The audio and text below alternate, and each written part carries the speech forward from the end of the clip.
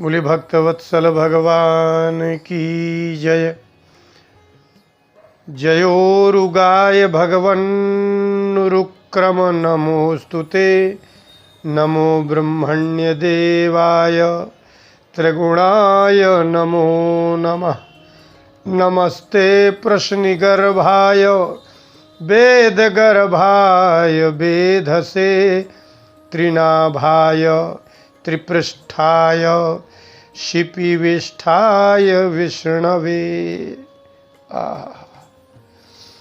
संसार का कितना भी बड़ा बुद्धिशाली वैज्ञानिक हो, संसार में वर्तमान में सबसे अधिक बुद्धिमान किसको माना जाता है?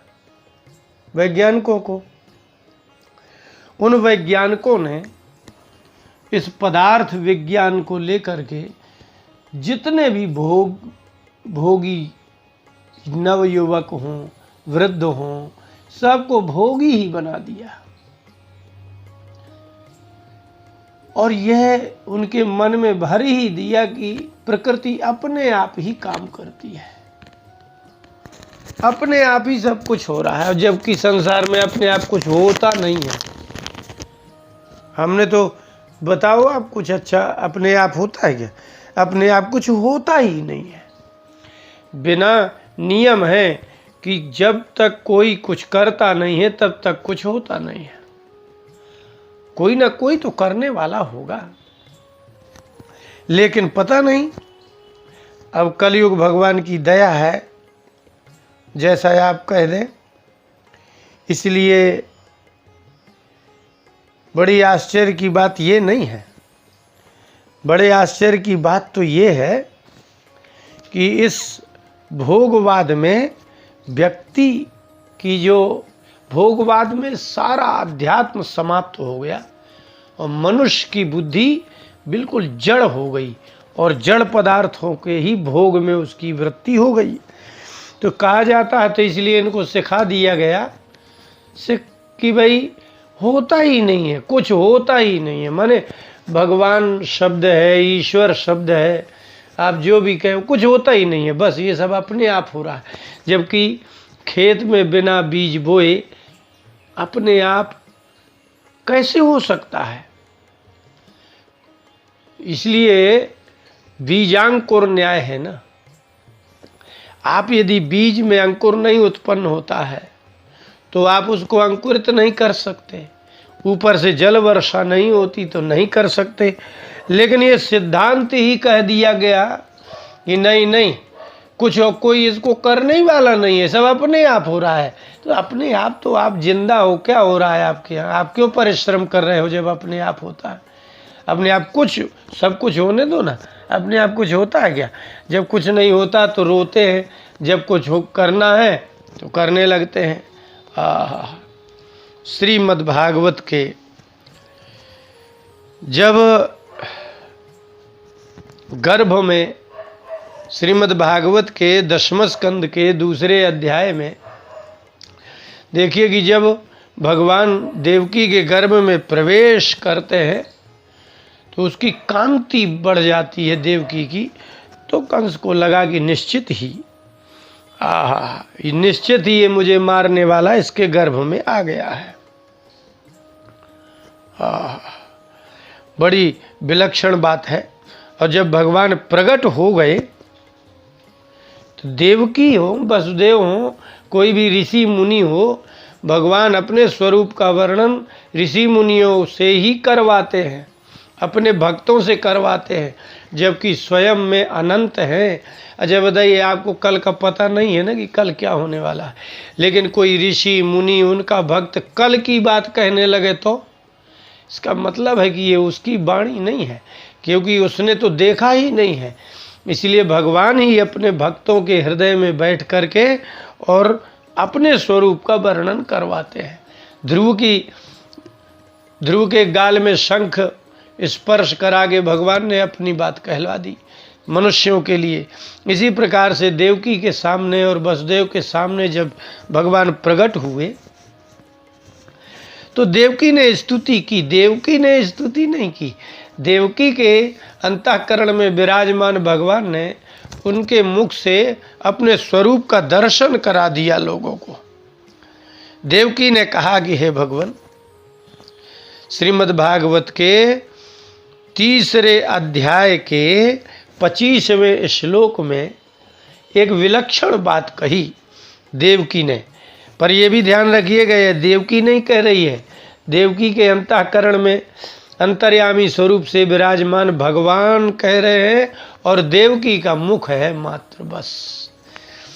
तो देवकी ने कहा कि नष्टे लोके द्विपरार्धावसाने महाभूते स्वादिभूतम गतेषु व्यक्ते व्यक्तम कालवेगेन याते भवाने का शिष्यते शेष संज्ञा।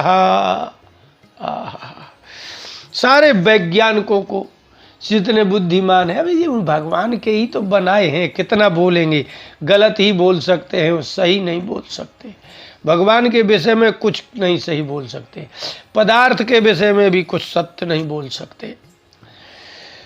तो उनसे पूछोगी, अच्छा ये सारा संसार जो है एक ना एक दिन नष्ट, प्रत्येक वस्तु नष्ट होती दिख रही है, तो ये ऐसा भी होता होगा कि एक ना एक दिन सारा संसार नष्ट हो जाएगा, तब क्या होगा? कुछ रहता है कि नहीं? तो वो कहेंगे भाई अब ऐसे ऐसे करेंगे, वो तो कुछ नहीं, उनके मुख से निकलेगा ही नहीं कुछ। क्यों? क्योंकि जो स्वयं नष्ट हो जाएंगे तो क्या देखेंगे। लेकिन देवकी ने कहा कि हे भगवान, इस संसार की आयु द्विपरार्ध है। 100 की जो संख्या है उसके 2 भाग करिए तो कितने कितने हो गए? 50-50। तो जो पहला 50 होगा उसको पूर्वार्ध कहते हैं, और जो दूसरा 50 है उसको परार्ध कहते हैं। तो द्विपरार्ध अर्थात 50-50 मिल के 100। ब्रह्मा जी की आयु कुल 100 वर्ष ही है, और द्विपरार्धावसाने, और जब ये अर्थात 100 वर्ष ब्रह्मा जी के पूर्ण हो जाते हैं तो नष्टे लोके, इस सारे संसार के नष्ट होने के बाद महाभूतेषु आदिभूतम गतेषु, ये जो आपको पृथ्वी दिख रही है ना, इस 2 प्रकार की पृथ्वी है, 2 प्रकार का जल है, 2 प्रकार का तेज है, 2 प्रकार का वायु है। तो एक अनित्य है जो नष्ट होती है पृथ्वी, एक नित्य है। तो बीज रूप में स्थित जो है वो सब महाभूतेषु गतेषु। तो ये पृथ्वी, स्थूल पृथ्वी सूक्ष्म रूप में हो जाएगी, ये स्थूल जल, सारे संसार का पानी सूक्ष्म जल हो जाएगा, और ये व्याप्त अग्नि तत्व अग्नि सूक्ष्म रूप में हो जाएगा, और आकाश में सब समाहित हो जाएगा। तब क्या बचेगा? आदिभूतम गतेषु। ये सारे पंच महाभूतों में आदिभूत, ये भूत कहलाते हैं ना। तो भूतों से कहते जो पैदा होता है उसको भूत कहते हैं, भवती थी भूतम। तो जो उत्पन्न होता है, तो पृथ्वी उत्पन्न होती है, जल उत्पन्न होता है, और आकाश उत्पन्न होता है। तो ये जो भी उत्पन्न होता है, वायु उत्पन्न होता है, सिद्धांत ये है कि जो उत्पन्न होता है वो नष्ट होता है। इसलिए यहाँ जो भी वस्तु उत्पन्न होती है, व्यक्ति उत्पन्न होता है, सब नष्ट होते हैं। तो एक दिन ऐसा भी आएगा कि जब ब्रह्मा जी के 100 वर्ष पूरे हो जाएंगे तो ये सारा कुछ किसमें समा जाएगा? बोले सारे 5 महाभूत पृथ्वी, सब पृथ्वी जल तेज वायु आकाश आदि भूत में चले जाएंगे। फिर क्या होगा? बोले व्यक्ते व्यक्तम काल वेगे नयाते, एक काल का वेग आएगा, समय का प्रवाह। काल का वेग माने समय का प्रवाह। जैसे आपके नदी का अचानक बाढ़, अभी कोई बांध फूट जाए तो कैसा वेग बनेगा, सब घर भर बह जाएंगे। तो जब एक काल का वेग आएगा, ब्रह्मा जी के 100 वर्ष पूर्ण हो जाएंगे तो सारा कुछ समाप्त हो जाएगा। तो जितना व्यक्त है, व्यक्त माने व्यज्यते इति व्यक्ता, जो आपको आँख से दिखता है, कान से सुनाई देता है, नाक से सुगंध दुर्गंध आती है, जीभ से स्वाद होता है। आप कल्पना करिए कि जब ये कुछ नहीं होगा तो क्या होगा, और होगा ये घटना एक बार अवश्य होनी है, होती ही है।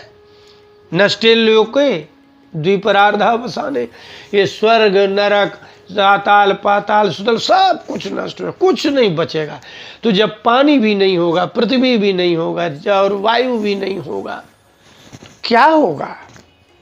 तो सारा व्यक्त ये जो आपको दिखाई दे रहा है वो सब कहाँ चला जाएगा? बोले अब व्यक्ते अव्यक्तम, व्यक्त में अव्यक्त होता है। ये जो जितना आपको व्यक्त दिख रहा है ना, स्पष्ट दिखाई सुनाई दे रहा है ना, वो सब व्यक्त में अव्यक्त है। और जब काल का वेग आएगा सब नष्ट हो जाएगा, तब क्या बचेगा, क्या रहेगा? और जो ये बात सिद्धांत में है कि जो चीज पैदा हो रही है वो नष्ट होगी। पृथ्वी पैदा हो रही है, पृथ्वी नष्ट होगी। जल पैदा होता है, वर्षा हुई, तालाब नदी भरे, फिर कैसे सूख जाते हैं। इसका मतलब है कि भूत, ये पृथ्वी को भूत इसलिए कहते हैं क्योंकि वो उत्पन्न हुई है तो नष्ट भी होगी। जल उत्पन्न हुआ है, नष्ट भी होगा। तो देखिए, आकाश से वायु पैदा हुआ, वायु से अग्नि पैदा हुआ, अग्नि से जल पैदा हुआ, तो जल से पृथ्वी पैदा हुई है, अद्भया पृथ्वी। तो जब जल से पैदा हुई, अब ये सब सीधे चले जाइए, 1 से 10 तक गिनती गिनिए, तो 1 से 10 बनाया था ना, अब 10 से 9, 9 से 8, 8 से 7, 7 से 6, 6 से 5, 5 से 4, 4 से 3, 3 से 2 और 2 से 1। तो ये 2 से लेकर के 9 तक की, 10 तक की, 9 तक की संख्या सारी 1 से शुरू हुई थी, तो 1 में समाप्त हो जाएगी ना।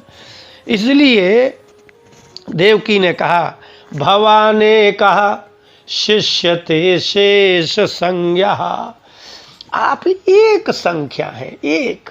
भवान एक, आप एक हैं, इसलिए क्या बचेगा? बोले एक ही शेष, एक शिष्यते, आप एक हैं, भगवान एक। हे भगवान, ये जब ब्रह्मा जी के 100 वर्ष व्यतीत होंगे तो एक से जैसे गिनती शुरू हो करके एक उल्टी में 1 में समाप्त हो जाती है, ऐसे ही सब समाप्त हो जाएगा। कल्पना करिए क्या होगा, ना सूर्य होगा, ना चंद्रमा होगा, ना पृथ्वी होगी, ना जल, ना तेज। इसका मतलब है कि उत्पत्ति भी अपने आप नहीं होती और विनाश भी अपने आप नहीं होता। लेकिन विनष्ट होने के बाद जब पुनः इसकी सृष्टि होगी तो बिना कर्ता के कैसे सृष्टि होगी? मान लीजिए सब कुछ नष्ट हो जाएगा, तो सब नष्ट होने के बाद फिर कैसे सृष्टि होती है? इसका मतलब है कि नाश करने वाला भी वही है जो निर्माण करने वाला है। इसलिए देवकी ने कहा, भवाने कहा शिष्य थे शेष संज्ञा, जिसको शेष कहते हैं। आप कहते हैं ना, 2 में से 1 गया, शेष बचा 1, तो शेष जिसको कहते हैं, शेष जिसका नाम है, वो भगवान एक शिष्यते, एकमात्र आप बचते हैं। इसलिए सृष्टि का करने वाला भी पहले रहता है और सृष्टि का विनाश होने के बाद भी वही बनाने वाला शेष रहेगा और भगवान ही पुनः सृष्टि करेंगे।